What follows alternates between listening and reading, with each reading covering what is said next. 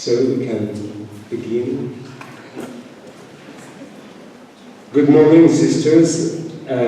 Sister Nazik should have spoken this morning during 2 hours, but there is a problem and I must speak. I have not prepared exactly the topic because I should have spoken later, but I'll try to do my best. So it's necessary to begin this day to say a little prayer. Holy Spirit, we need you. Come and enlighten our hearts, our soul. Give us the intelligence to understand the Scripture and to live according to the Word of God. Amen.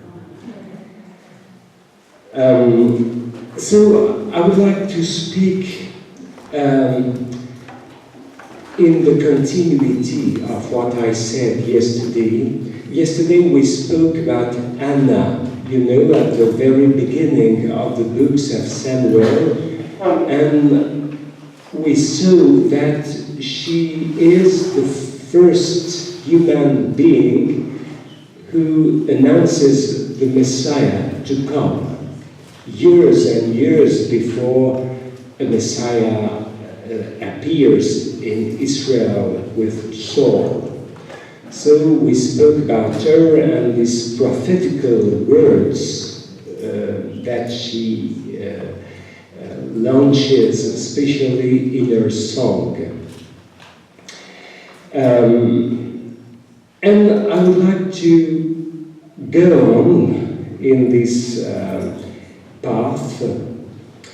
I mean, the Messiah in the Old Testament first, Saul, and then David. It's very interesting to see how are the relationships between the Messiah and the women. For in many books, Messiah is a political concept or religious, biblical concept of the king and who will save his people in the name of God. And that's true, of course. But as we saw, the relationships between men and women are always in the center, at the roots, let's say this image more accurately, at the roots of the reality.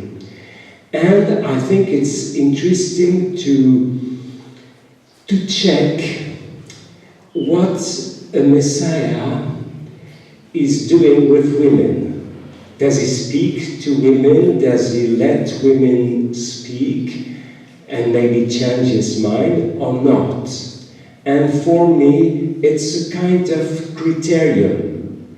A Messiah who does not speak to women, who has nothing to do with women, is dangerous. He's a dangerous guy. And it will be the case of Saul that God will reject. On the contrary, David is a man who lets women approach and speak. And that's interesting.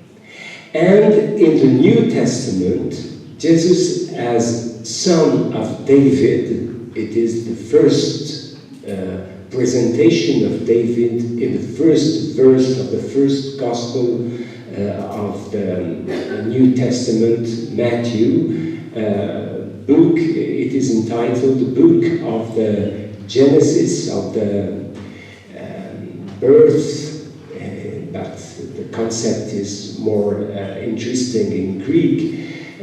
Book of the birth of David, son of David. So David is son, Jesus is son of David also in this, with this aspect, a man who speaks to women and let women come to him. a man who listens to women and lets them talk. It's not at all, and you know that, a superficial aspect. It's not David and Jesus, they are kind, they are good guys, they like women and so on. And no, it's not at all this level of reality. When the Messiah comes, David in the Old Testament or in the New Testament, it is always to, as I'm not prepared, I have not the key words that I want to say, to restore. Is it possible? I need that the English-speaking sister nod assent or not, or help me this morning. Is it possible to restore? Is it possible to restore the relation between men and women? And for me, it's the first mission of a Messiah. Before saving people of the enemies, before everything, to show that there is something to live as men, as women, with God. It's a kind of the Messiah, even in the Old Testament, of re-beginning of the things, you know. The Messiah is more or less a new Adam, and he has something to live with a woman, with women, the women that appear in his path. And that is very important, and I repeat that firstly in the Old Testament. It's not absolutely an invention of the New Testament. Remember the Gospel of Luke. We made some allusion to this Gospel the past days. The Gospel of Luke begins with Mary and Joseph. But before there is an older woman and older man, Elizabeth and Zechariah. And when Mary presents in the temple his baby, you see a man. It is not actually said that he is an old man, but we can guess it according to the text. Simeon, I don't know you pronounce this name in English. Simeon, yes? Thank you. And an old woman, and we know that she is old because it is clearly said, Hannah, the prophetess of the temple, which means young couple, young people, Mary and Joseph, older, Zechariah and Elizabeth, and very old, Anna and Simeon. Which means at every ages of Adam and Eva, the Messiah comes for them to say that all this, the old Adams and the old Eva, all the young and the younger Adam and Eva, men and women, are touched, so to say, by the presence of the Messiah and are restored as men and women with God. And it's very important, and in all the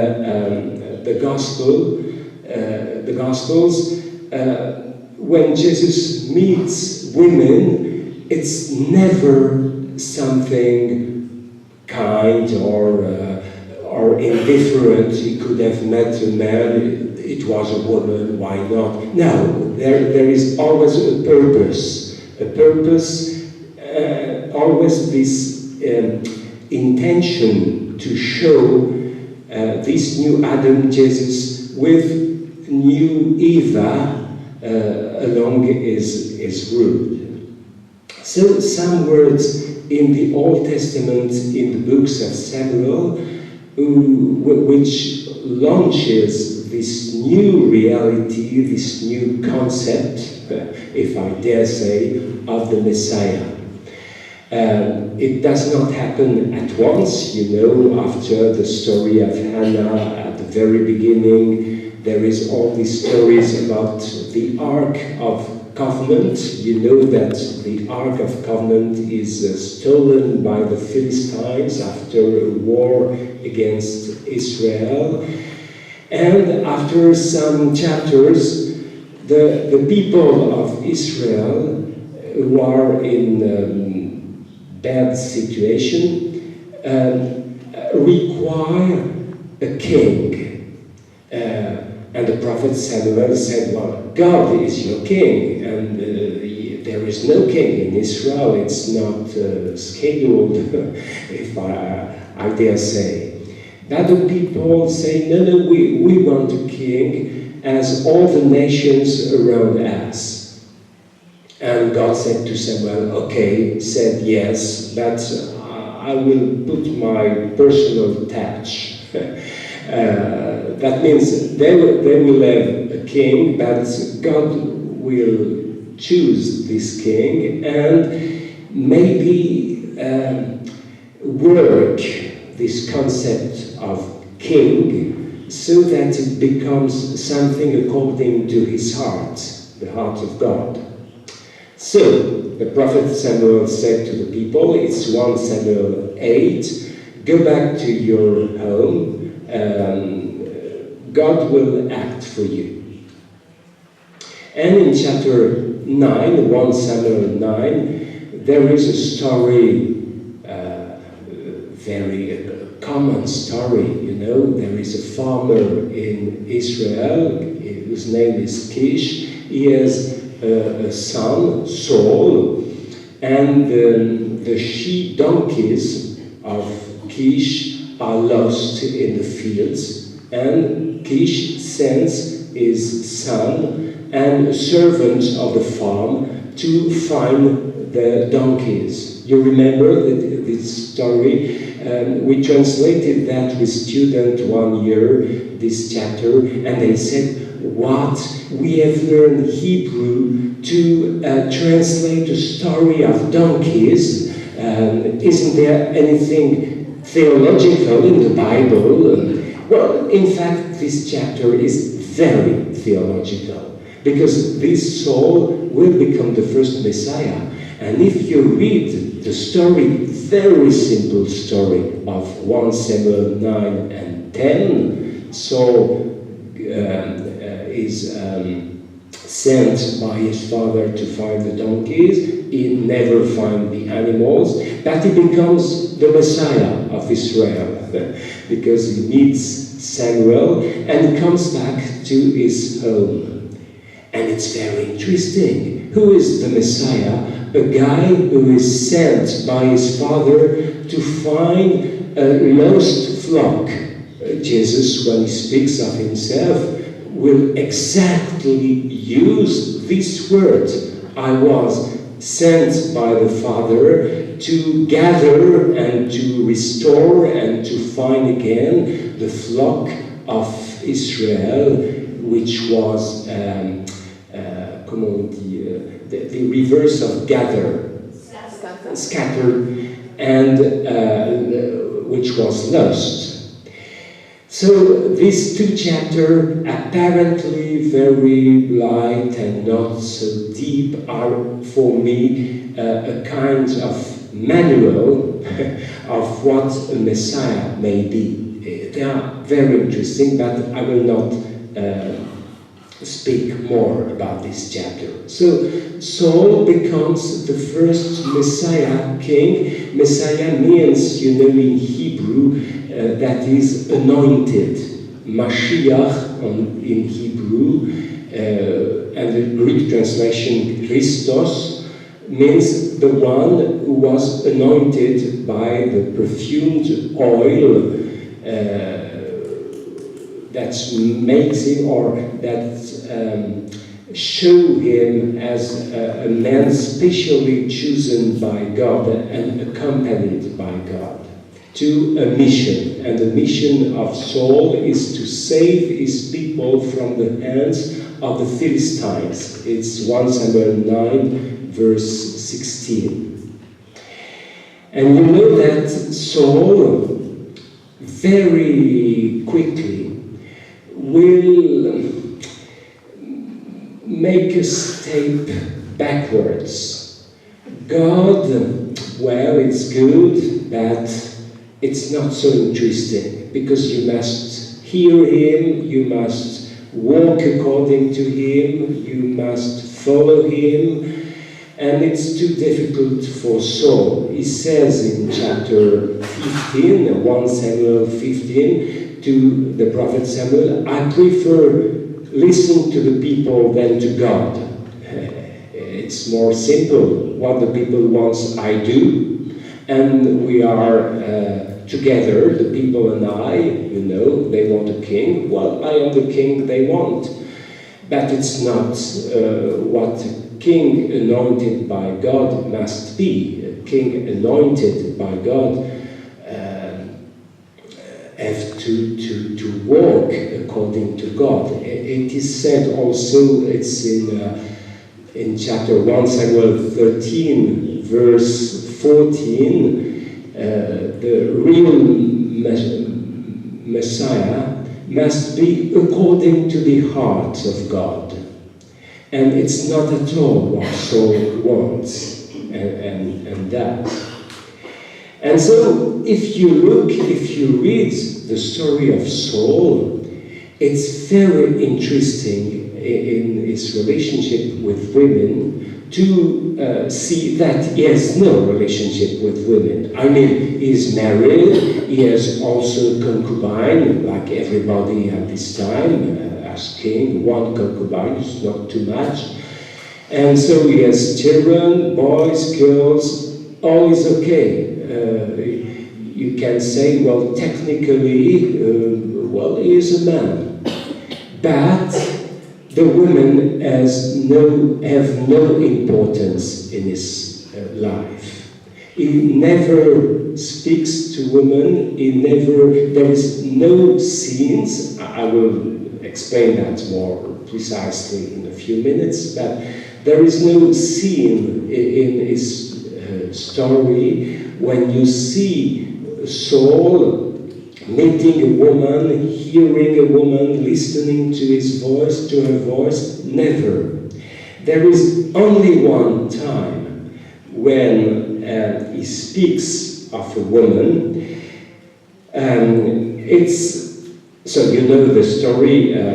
Saul is rejected by God, but he remains on the throne of Israel, and there is a new anointed one who is David. You remember that. It's 1 Samuel 16, the anointment of David. 17, David struggles against Goliath.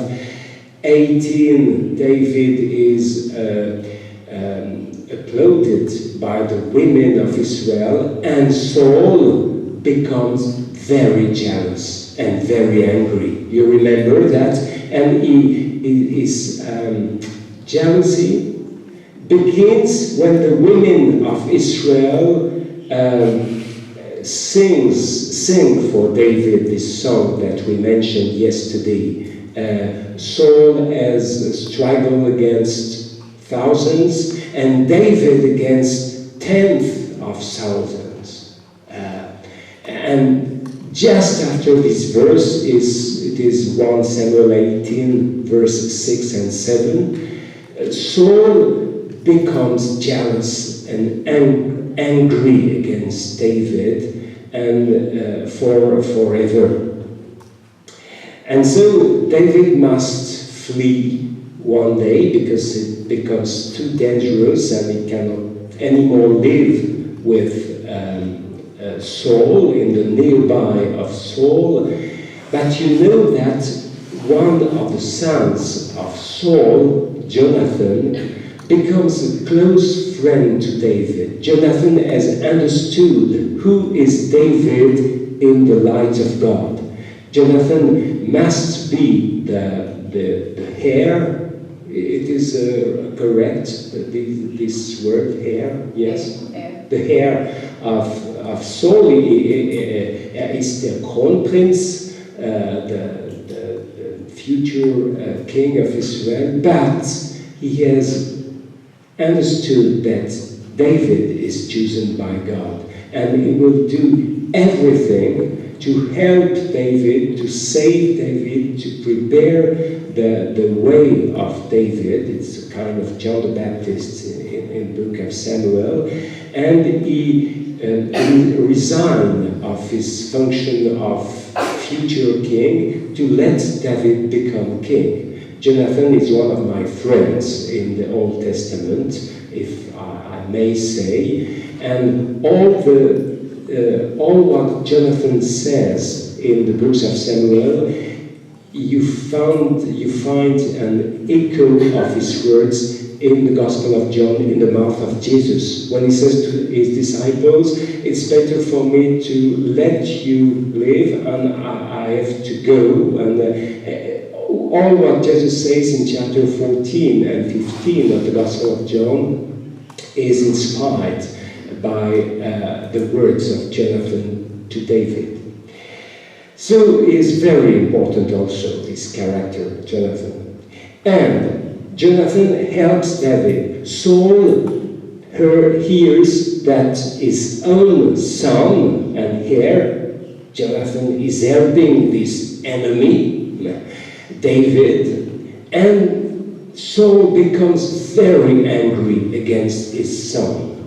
He wanted to kill David. He wants also Saul to kill his son Jonathan. And he says to him, it's in 1 Samuel 20, I must find the verse, I think it's 30. Yes. Well, I will quote this verse, 1 Samuel 20, verse 30, because it is the only time in the story of Saul. The story of Saul is 25 chapters. We must remember that. He speaks once of woman in 1 Samuel 20, verse 30, and that is what he says. So in his anger against his son Jonathan, I read the English text. Saul flew into a rage with Jonathan and said, "Son of a rebellious slut," son of a bitch, if I dare say, "don't I know you are side with the son of Jesse, David, to your own shame," and the translation is far from the Hebrew text, "to your own shame and your mother's dishonor, to the nudity of the sex of your mother." So the only passage where Saul speaks about women, it's in how do you call that in English? Insult? Derogatory. Derogatory. Yes. Derogatory. And is, to his own woman, saying to his son, I am sorry for what I say, this expression, but it's more or less the good translation, son of a...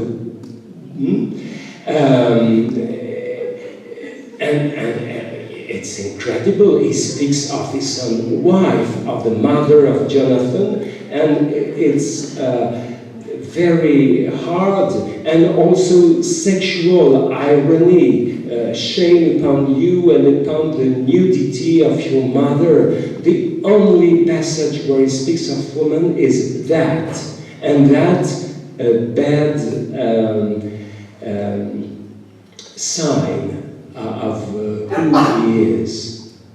And on the contrary, when David, after many problems, becomes king, but David let women come and speaks with women and speak about women.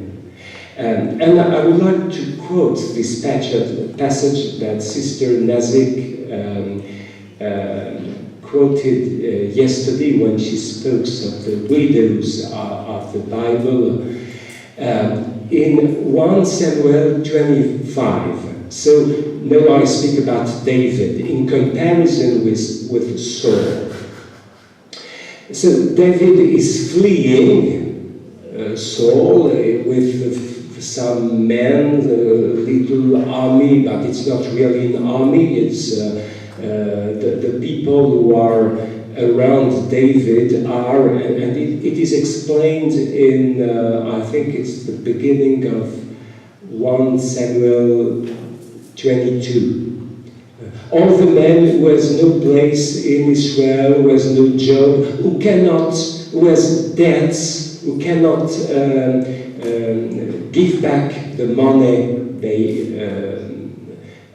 excuse me, I have not the vocabulary to express that. They joined David and followed him. I gave like a subject of thesis, what is the community of the Messiah in the book of Samuel? What is the first church, so to say? It's too much said, but well. And it's all the people who don't find their place in Israel, who has no money, who cannot... the first friends of the Messiah, that's interesting. When I see sometimes this great ceremony with the bishops and so on, well, it's not completely what is supposed to be the community of the Messiah. But, well... no, it's partly a joke, partly.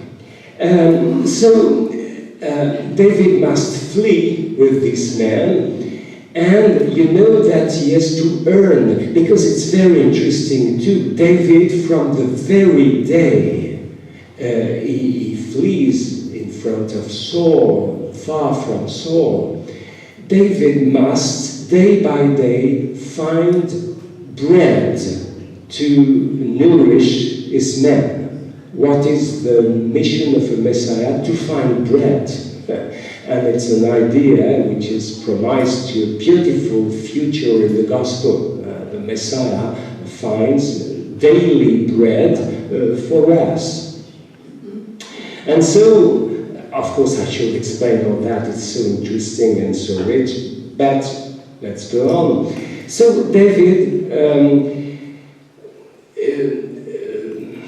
launches a kind of security, comment on appelle ça, une entreprise de sécurité pour surveiller les choses, security. You know the people who are, you rent people to security service. I mean, David with his men protect the flocks of the rich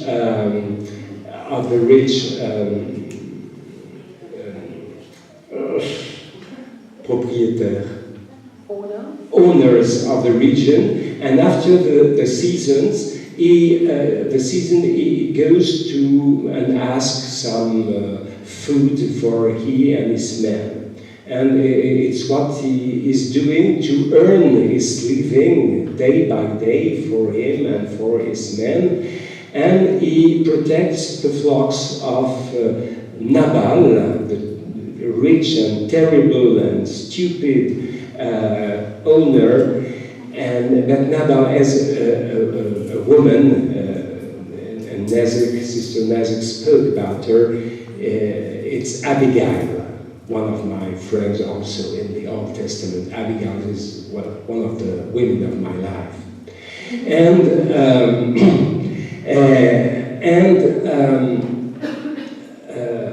So David, after the season where he has protected with his men the flocks of Nabal, sent 10 of his men asking to Nabal a reward, a salary.